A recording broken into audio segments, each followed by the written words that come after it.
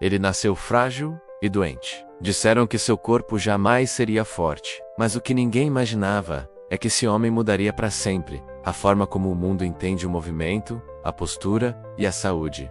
Essa é a história de Joseph Pilates.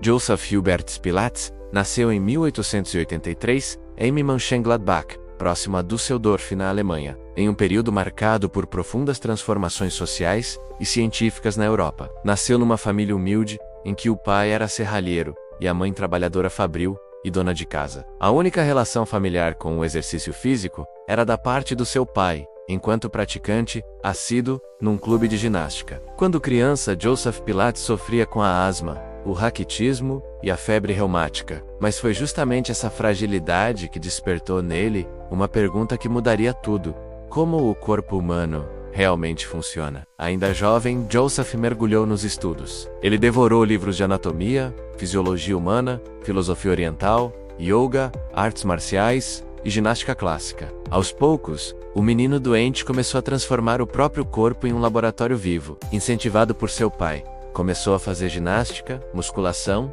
e artes marciais como boxe e jiu-jitsu. Pilates passou a observar os malefícios da má postura e da respiração ineficiente. Praticando esses exercícios, Pilates criou seu próprio método e tornou-se obcecado em superar suas limitações físicas. Pilates estudou yoga e os movimentos dos animais. Mais tarde, ele disse que os movimentos intuitivos dos gatos inspiraram muitos aspectos de seu método de condicionamento físico. Eram ideias que, décadas depois, se tornariam centrais na ciência do movimento humano. Mas, pelo caminho de Pilates viriam ainda obstáculos e superações. Com o início da Primeira Guerra, Pilates e outros cidadãos alemães que moravam na Inglaterra foram considerados inimigos e levados para um campo de internação no Castelo de Lancaster. Foi ali, em condições extremas, que seu método começou a tomar forma. Nesse período, Pilates ensinou luta livre e outros exercícios de autodefesa aos interessados que estavam no campo de internação. Sem equipamentos, ele criou exercícios no solo,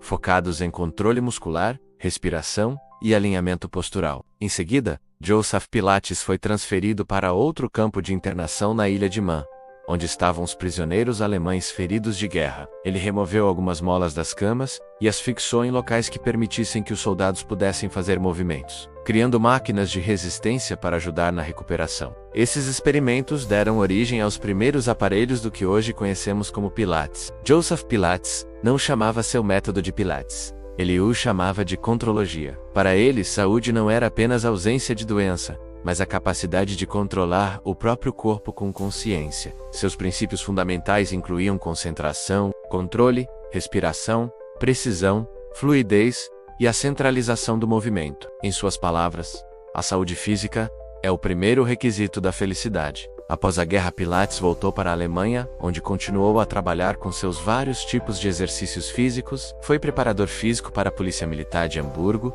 e colaborou com importantes especialistas de exercícios físicos e dançarinos, entre eles, Rudolf Laban. Em 1925, Pilates mudou-se para os Estados Unidos. Durante a viagem de navio, ele conheceu Clara, uma enfermeira, sua futura esposa. Logo ao chegar em Nova York, Pilates abriu seu primeiro ginásio. Junto com Clara, Pilates se especializou no que ele chamava de controloge, mais tarde denominado Pilates. O local ficava próximo a companhias de dança e não demorou para que bailarinos, coreógrafos e artistas passassem a utilizar o método para prevenção de lesões e reabilitação. A prática de exercícios estava relacionada ao incentivo do uso da mente para controlar os músculos, focando a atenção nos músculos posturais centrais, que ajudam no equilíbrio e fornecem sustentação para a coluna. Os exercícios ensinam a consciência da respiração e do alinhamento da coluna, como também fortalecem os músculos do tronco e abdominais. O Pilates tornou-se silenciosamente essencial no mundo da dança e do movimento. Joseph Pilates morreu em 1967, sem imaginar a dimensão do impacto que seu trabalho teria. Hoje, o método Pilates é praticado por atletas de alto rendimento, fisioterapeutas, idosos, pessoas em reabilitação e milhões de praticantes no mundo todo. Seus princípios anteciparam conceitos modernos da biomecânica, da fisioterapia e do treinamento funcional. Mais do que exercícios, Joseph deixou um modo de pensar o corpo. Joseph Pilates nos lembra que o corpo não é apenas algo que temos, é algo que somos. E talvez ao entender melhor o movimento do outro, a gente também aprenda a cuidar melhor de nós mesmos. Essa foi a história de Joseph Pilates. Uma história sobre corpo, mente e transformação. Se você gostou dessa história, não esqueça de se inscrever e deixar seu like e um comentário. Isso é muito importante para continuarmos o nosso trabalho. Obrigado por assistir.